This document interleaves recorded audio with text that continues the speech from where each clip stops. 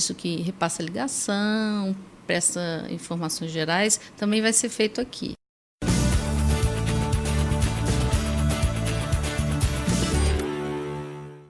Na entrevista especial do TV TST de hoje, vamos falar de um assunto polêmico e ao mesmo tempo curioso. Assédio moral. Você já foi vítima dele ou conhece alguém que foi?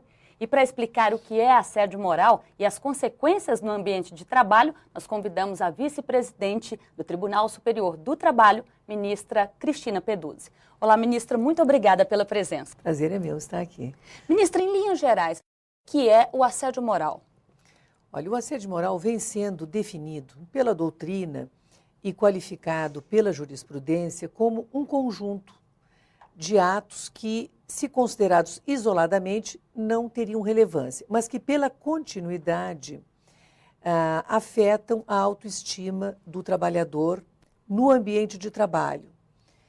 E é um ilícito civil, na verdade, que não tem ainda regulamentação legal no Brasil, mas nem por isso deixa de ser reconhecido. Há vários projetos de lei que buscam regulamentar o Instituto do Assédio Moral, quer no âmbito civil, quer no âmbito penal. Mas hoje nós temos uma jurisprudência já muito promissora e uma doutrina também que volumosa, já que estuda o fenômeno e que o define como esse conjunto de atos praticados pelo empregador ou por seu preposto ou no ambiente de trabalho por empregados, colegas de trabalho.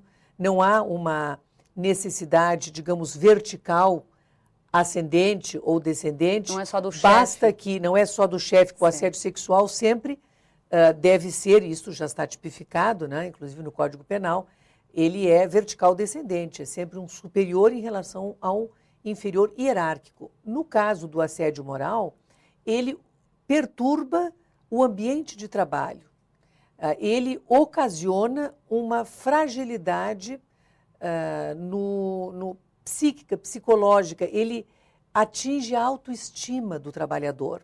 Por isso que se convencionou que para caracterizar-se o assédio moral é necessária a repetição de atitudes no ambiente de trabalho capazes de promover no empregado uma fragilidade na sua autoestima, de molde a afetá-lo psicologicamente, com o intuito de ou pôr fim à relação de emprego, por meio de um pedido de demissão do empregado, por meio de um pedido de aposentadoria, ou mesmo provocar um afastamento por um pedido de transferência do empregado.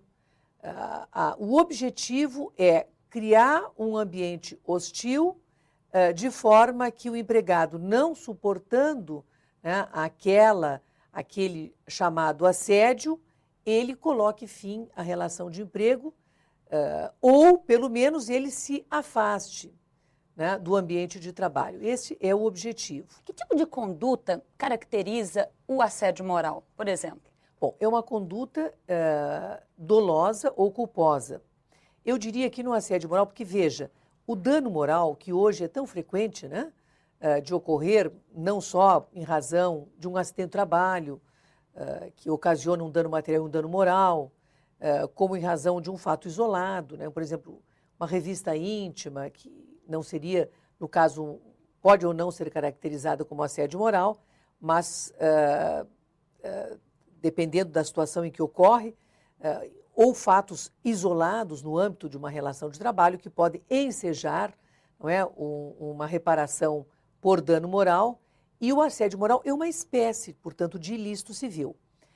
O Código Civil, nós sabemos, o de 2002, prevê especificamente a reparabilidade do dano, a reparabilidade civil pelo dano moral.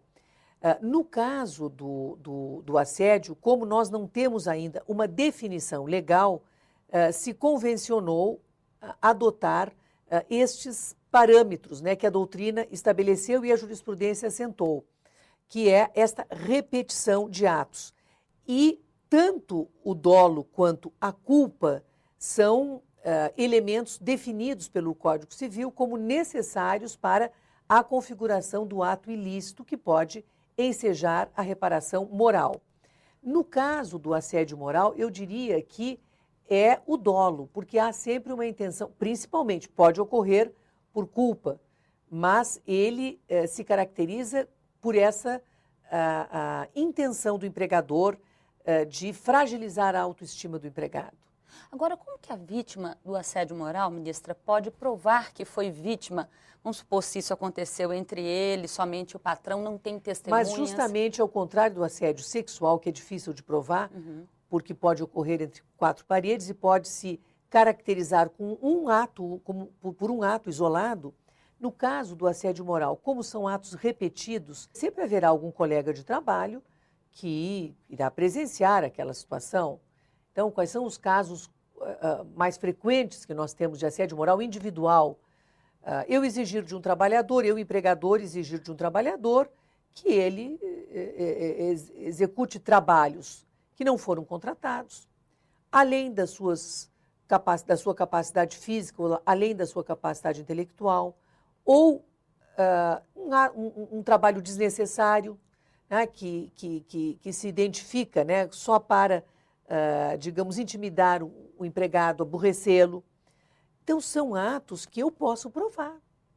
Né? Eu posso dizer, eu fui contratada para fazer X, estou fazendo Y. Todo dia o empregador exige que eu faça trabalhos para os quais eu não estou habilitada.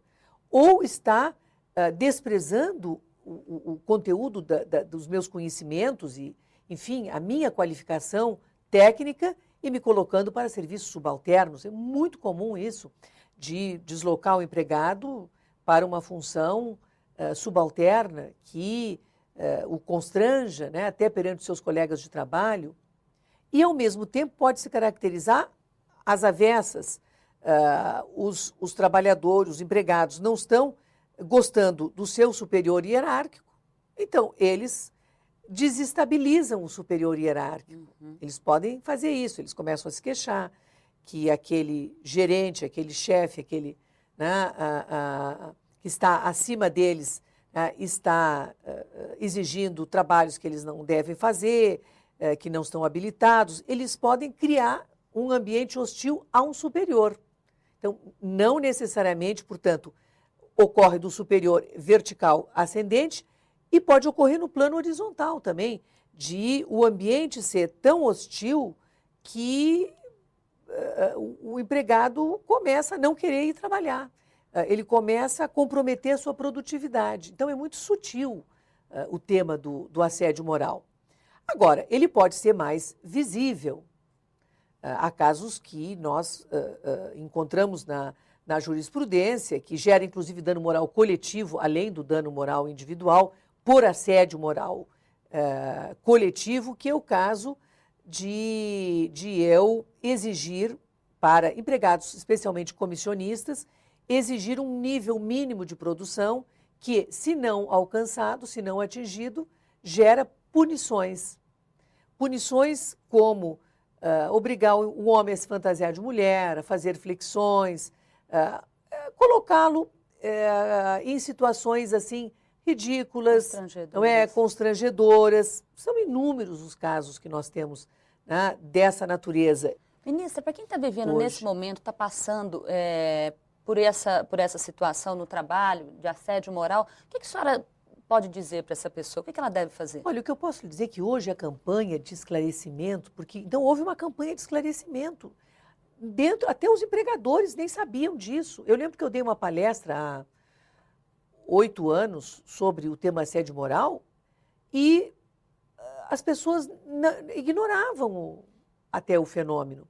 Então há uma campanha de esclarecimento para justamente tentar impedir este fenômeno, porque não enriquece ninguém, não contribui, não é, para nada, porque o objetivo do empregado é ele ser feliz no trabalho, claro, ser produtivo, é a sua segunda casa, ele passa lá, não é, em geral, 8 horas por dia, mais do que isso. Eu fico 12 aqui, mas você deve ficar também muito tempo. Então, a gente precisa ter um ambiente saudável para ser produtivo. Então, não interessa nem ao empregador ter um empregado, né, com um problema improdutivo. E veja, para quê? Para obrigar o empregado a pedir demissão, para obrigar o empregado a aderir a um PDV e assim colocar fim ao contrato, para obrigar um empregado que é titular de uma estabilidade, não é, a abrir mão dela, não é? As indenizações estão aí para justamente mostrar que não vale a pena praticar um ato dessa natureza, né? Que vai criar comprometer a saúde do ser humano, do trabalhador, e não vai ter proveito nenhum para a empresa, que amanhã vai ser condenada não só a pagar no plano da CLT todos os consectários decorrentes de uma despedida imotivada, como uma indenização, não é? Pelo dano moral causado, não é, a esse trabalhador. Ok, ministra, muito obrigada pelos esclarecimentos e pela presença da senhora aqui. Muito obrigada, Giovana. Eu aqui fico muito contente de estar aqui, não é, estreando na TV TST. Desejo muito sucesso no trabalho aí tão eficiente que já realizava e que agora, com a TV TST, tenho certeza, continuarão, né, a realizar. Muito obrigada. A gente que agradece. Eu conversei agora com a vice-presidente do Tribunal Superior do Trabalho, ministra Cristina Peduzzi. Você fica agora com o quadro Biografia dos Ministros do TST.